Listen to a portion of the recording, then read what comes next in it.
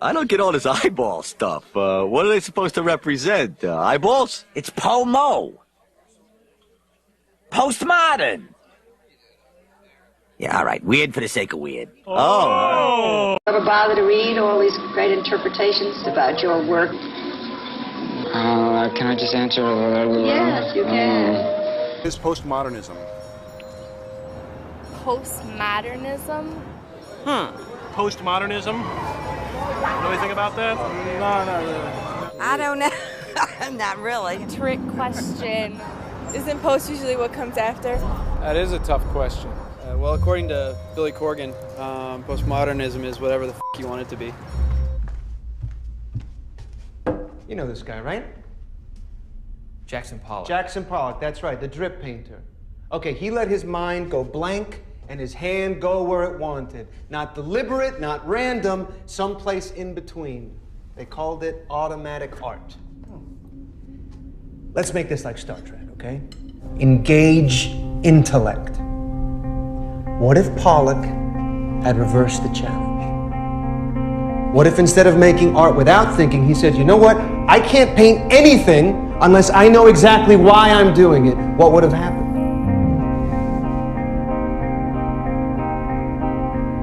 He never would have made a single mark. Yes, you see, there's my guy, there's my buddy who thinks before he opens his mouth. He never would have made a single mark. The challenge is not to act automatically. It's to find an action that is not automatic, from painting to breathing to talking to fucking to falling in love. And now, a performance of John Cage's 433. Please welcome our soloist, William Marks.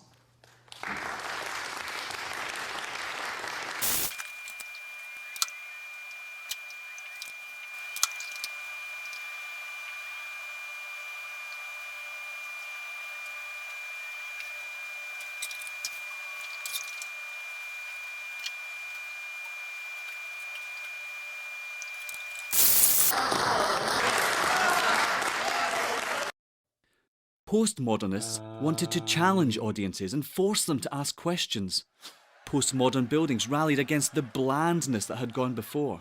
The Las Vegas Strip is a great example, a riot of styles, cultures and whimsical collage. Like any movement, postmodernism had its critics, objecting to unnecessary ornamentation, an obsessive tendency to recycle the past to make something new, and often just plain silliness. The rise of mass media really helped postmodernism take off.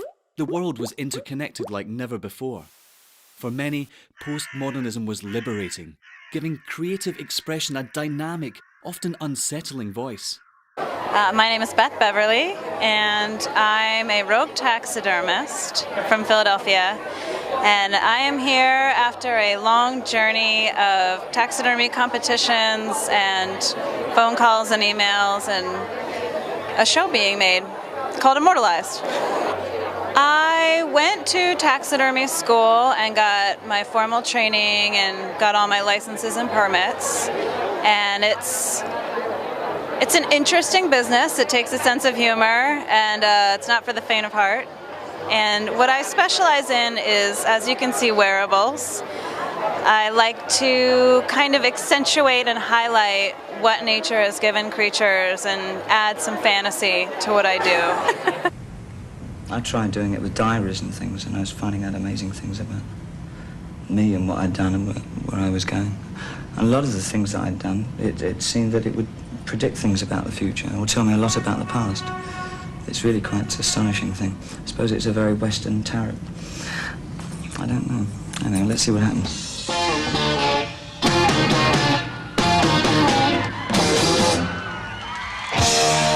I'm an alligator.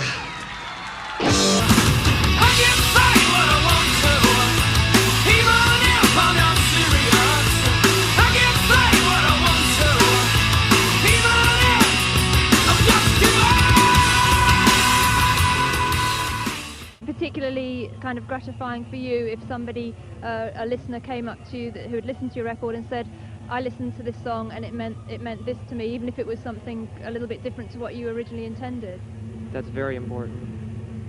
It's an open book, pretty much. It's not anything that has to do with standing on a soapbox saying, this is the way you should think, and this is the way I think, and here's what's right and here's what's wrong. It's more of a blank palette, so to speak. I think freedom expression is important to everybody.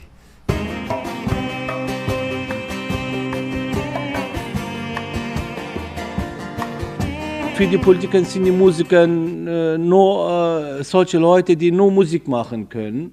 Aber die Musiker und die Intellektuellen müssen die Wahrheit sagen, was alles in dieser Stadt, in diesem Land passiert oder passieren kann.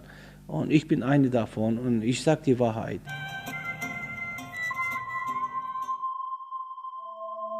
هر سال من نمایشگاه گذاشتم انفرادی. این همچین چیزی سابقه نداشته کلا تو تاریخ هنر ایران. از این جهت لااقل بی سابقه است. من مثلا توی مدت 12 سال 17 تا نمایشگاه انفرادی گذاشتم.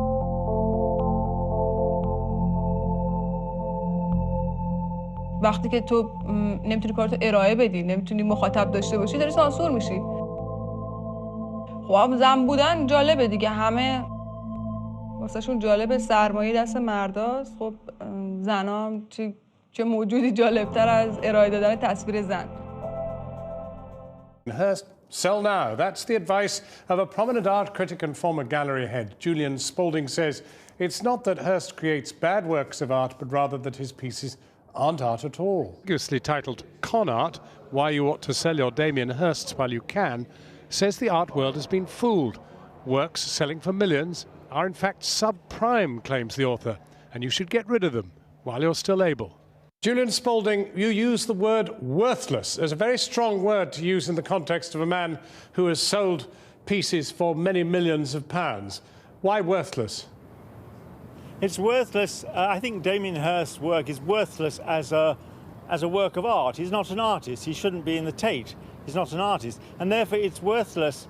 His work is worthless artistically. And therefore it has to be worthless financially, because people are only spending money on Damien Hirst because they think it's a work of art. And if it isn't, then they're wasting their money. Nancy Durant, people actually like sharks in tanks or whatever. Yes, that is true, but I think... Is it art? Well, yes, I think it is. I think that anything which deals with, which an artist says is art, is put in a gallery, but deals with questions of the human condition and makes me respond in a way to questions of life and death and all of those important things, I think it's a work of art. Whether you think it's a good work of art is an entirely different matter. Yeah. Then somebody can just, it'd be like a store and they just come in and ask you for a can of soup and that was just the easiest way to do something. Because everybody paints the same picture over and over again anyway, so. Oh, I used to eat it every day. I still do, so.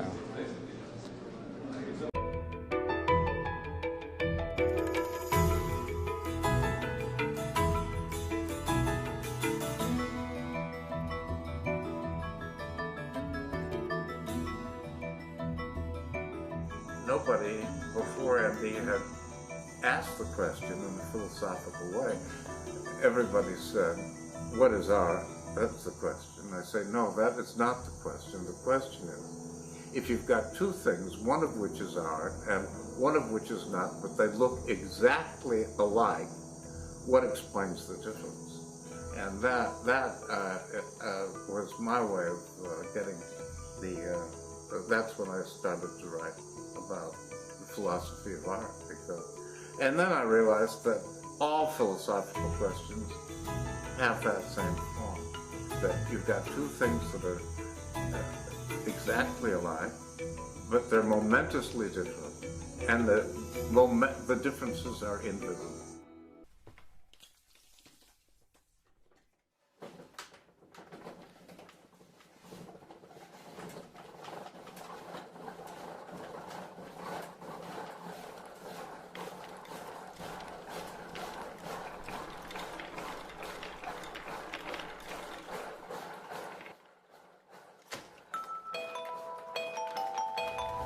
As Socrates said, a life unexamined is not worth living. And that goes for the bits that aren't going as well as we'd like. Because isn't it in the things that are going a bit belly up, that's when we do our real learning. And it's the same with contemporary art. It's the things that are a bit odd or off in some way that are the keys into the meaning of the works. So I think the process for looking at contemporary art goes like this. 1. Decide to stop and listen to a work that at first glance you feel like it's pushing you away by its bad behaviour. Name up what it is that you don't like. Examine those don't likes. Where did they come from? Are they learned? Do they affect your behaviour? Do you really think this way? And then have a conversation in and around those don't likes and the things you discover. It's as simple as that. So what's wrong with contemporary art?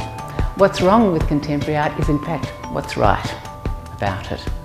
All we have to do is listen.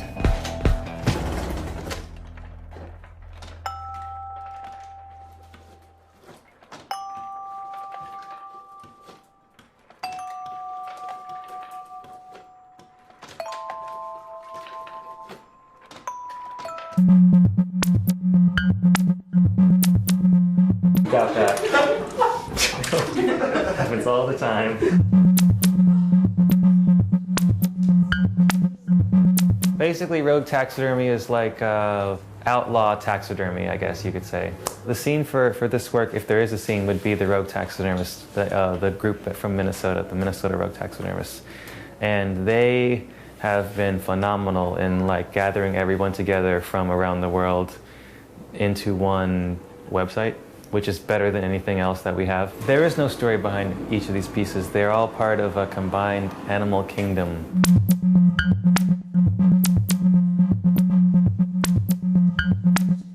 Got a particular favorite video of yours? I know it's hard to, it's a difficult process to choose something like that, but do you have one that you're really proud of along the way? Of our stuff? Yeah.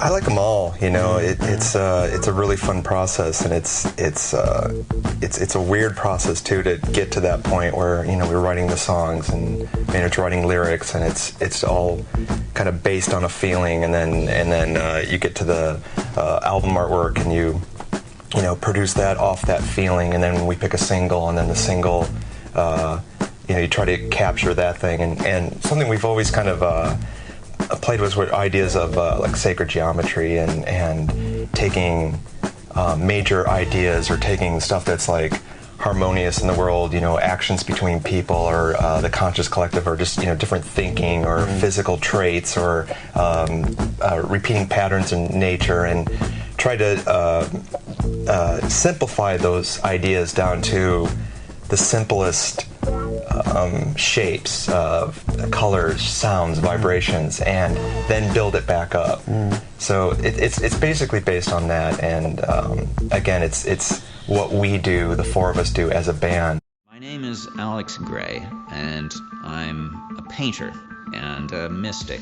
I try to find the core truths in all the different wisdom traditions and bring them into a contemporary sacred art. My paintings start with a vision. How does one see a vision? There are certain moments that seem to crystallize some kind of teaching or truth that then I attempt to bring into form. Just as I imagine musicians hear music constantly in their heads, painters see visions. Art is connected to what we experience every day, but it represents some kind of transformation of the everyday, something that is not actually entirely real. It can't be found by locating it. It requires human intervention. It is the fingerprint, if you will, of our existence in the world that has its impact on things we transform through the use of our imagination. There's something that goes beyond the thoughtless. It goes beyond something that we would pass by. It makes us stop and think about something quite important in an entirely different way. It's for that reason that, already from the Greeks, the notion that art making was human was crucial. It was something like love that only mortals could experience. Gods didn't make art, but we made art about the gods. Because our capacity was limited by our mortality, but yet our imagination, which was distinctly human, which was our own impression of the world with very limited knowledge and limited capacity, the way we escaped that limitation was through an imaginary world which we could create, the same way we escape our limitation of being mortal by imagining ourselves to be in love.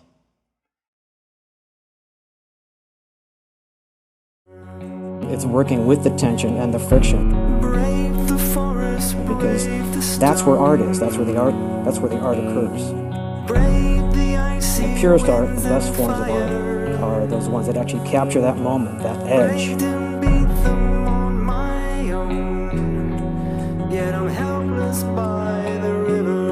People who actually can capture those moments, capture those frictions, those changes. That's very inspiring to me. That's why I do what I do, to witness those things in whatever form. Think for yourself. Question authority.